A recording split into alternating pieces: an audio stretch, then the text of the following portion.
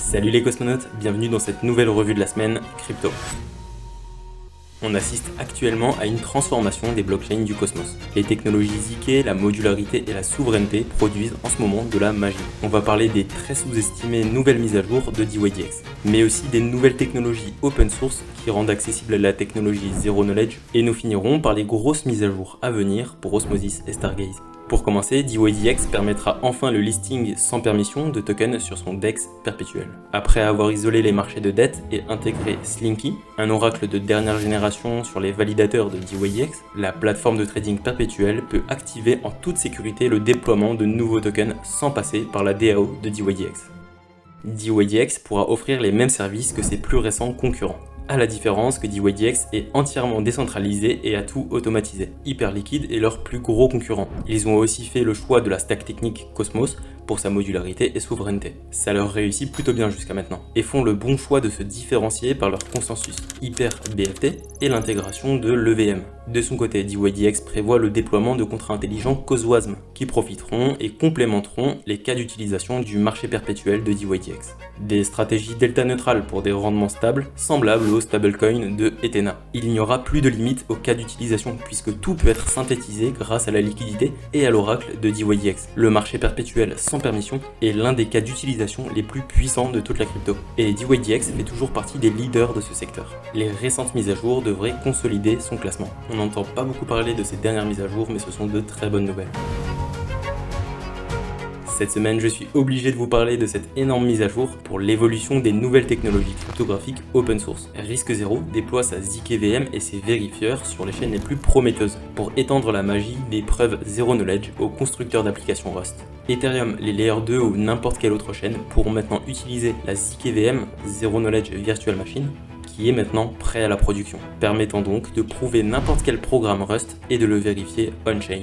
Sur les Layer 2, des langages de programmation parfois très complexes comme Cairo ou très limités comme l'EVM sont demandés pour être prouvables avec des Zero Knowledge. Risque Zero permettra aussi bien à Starknet qu'aux Optimistic Rollup de programmer en Rust des applications ZK.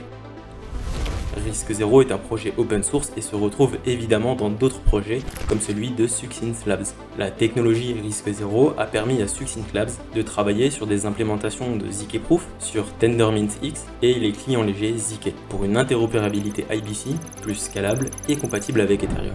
Leur ZKVM pourra donc largement profiter à Cosmos, ayant de plus en plus de composants Rust grâce à tout le travail d'Informal. Rappelez-vous, la première mission d'Informal dans le Cosmos, réécrire une version Rust de IBC et Tendermint.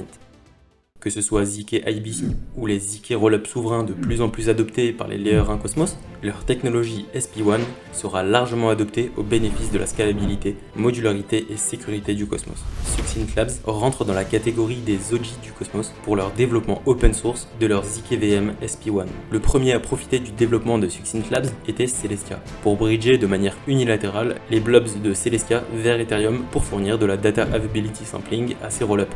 Mais cette semaine, nous avons eu une première implémentation de SP1 sur Noble lui permettant d'opérer des transferts IBC ZK vers Ethereum de manière bilatérale. C'est une très bonne nouvelle pour l'écosystème Cosmos, mais peut-être un peu moins pour Noble qui a déjà CCTP pour interopérer partout où se trouve de l'USDC.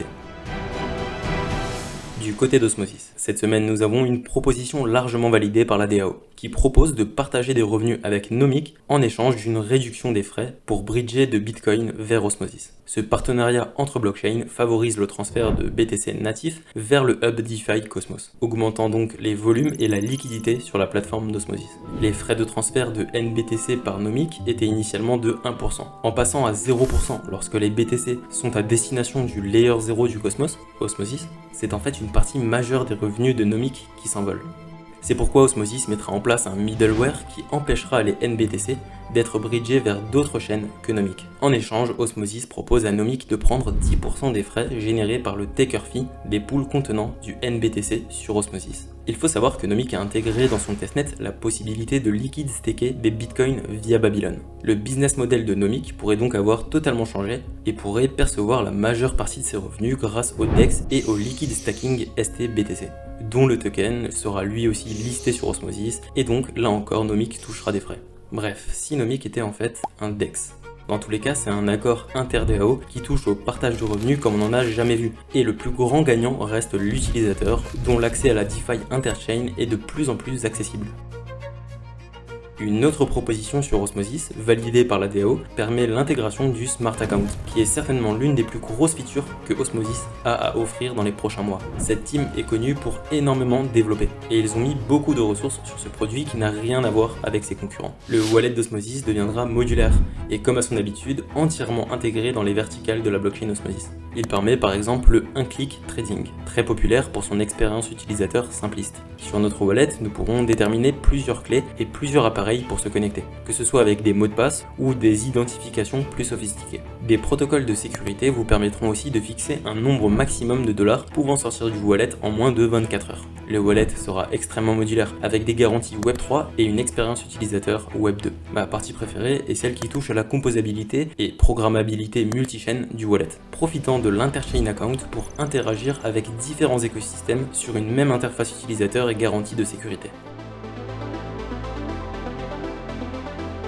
La prochaine news de la semaine concerne Solana. Light Protocol annonce l'intégration de ZK Compression sur Solana en collaboration avec Helius, qui est un gros contributeur historique de Solana. Ce n'est pas un roll-up ZK puisque la compression des transactions se fera sur le layer 1. La disponibilité des données aura son propre espace de stockage pour ne pas reprendre l'historique des transactions de Solana afin de rester le plus scalable possible. Mais ça n'en fait pas non plus un validium pour autant, puisque les données restent sécurisées par Solana, qui est assez modulaire dans la répartition de son espace de bloc. Dans ma compréhension des choses, ce n'est pas si différent des blobs qui existent chez Ethereum et Celestia, c'est-à-dire qu'il y a un espace de bloc réservé à une certaine exécution. Solana devient donc enfin modulaire en exécutant différents environnements asynchrones et utilise enfin des zero knowledge pour scaler.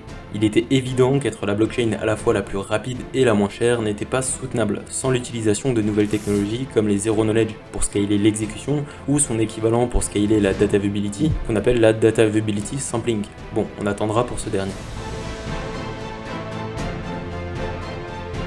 Et pour finir cette semaine, nous avons Stargaze qui fait une annonce surprenante mais pas moins intéressante. Stargaze opte pour une approche plus modulaire, scalable et souveraine. Mais pourquoi cela fait-il du sens pour une marketplace de NFT ? Pour commencer, Stargaze est un Layer 1 App Specific Chain qui propose la meilleure expérience utilisateur possible pour l'échange et la création de NFT. Stargaze est récemment entré dans la catégorie des hubs Cosmos en offrant un service aux utilisateurs d'autres chaînes. Oui, c'est comme ça qu'on devient un hub. Principalement grâce à la collection Celestine et Mad Labs, s'identifiant comme appartenant à des communautés de Celestia et Osmosis. À cette liste, ajoutez les Bad Kids qu'on considère comme les mascottes Cosmos IBC et Stargaze devient un hub communautaire Cosmos. Les NFT sont en pleine croissance, étant la cible de nombreux airdrops. Ils sont utilisés comme des tokens de DAO et de capture de revenus d'applications DeFi. Ces derniers mois, le volume d'échanges et de mint sur Stargaze a explosé. La version 2 de Stargaze arrive et on sait déjà qu'il permettra le mint et l'échange de NFT avec n'importe quel token. Cela permettra par exemple au NFT Celestine de s'échanger en TIA plutôt qu'en Stars. Cela permettra d'augmenter l'effet hub de Stargaze. Et comme on vient de le dire, les NFT sont de plus en plus utilisés pour diriger et profiter d'une application développée par la communauté et créateurs de NFT. Si je vous ai raconté tout ça, c'est pas pour rien, même si c'est toujours sympa à savoir. C'est pour comprendre la pertinence de l'intégration du Layer 2 Astra. Astra est une plateforme de contrat intelligent super scalable. Ils n'ont pas encore communiqué le type de Layer 2 que ce sera, mais on peut facilement penser à SP1. Astra utilisera aussi Celestia pour la disponibilité des données et Stargaze pour le règlement. Les développeurs de communautés NFT seront donc les mêmes qui pourront facilement utiliser ces NFT sur la couche supérieure, là où se trouvent les applications DeFi, social ou gaming. Si t'as vu ma vidéo sur Saga, tu sais à quel point c'est important d'utiliser la technologie Rollup pour le gaming. Je ne serais pas étonné de voir ces applications de gaming en Layer 3 au-dessus d'Astra ou en deuxième Layer 2. En tant que couche de règlement, Stargaze pourra facilement fournir de la liquidité en token et de l'offre en NFT. La recette est bonne, surtout entre les mains de développeurs talentueux. Très bon move de la part de Stargaze. Je ne veux pas faire trop long, mais il nous parle aussi d'une intégration de NFT Rune et Ordinals Bitcoin natifs sur sa marketplace, ainsi qu'une intégration de Babylon pour staker des bitcoins sur Stargaze. Ce qui n'est pas mal puisque ça sécurisera en même temps Astra, qu'ils appelleront certainement Layer 2 Bitcoin. Voilà, c'est tout pour cette semaine. On fera notre maximum pour se retrouver toutes les semaines sur ce type de format. Si vous avez apprécié ou avez des commentaires, n'hésitez pas à nous le faire savoir. N'oubliez pas de vous abonner et on se dit à la prochaine. Ciao les cosmonautes.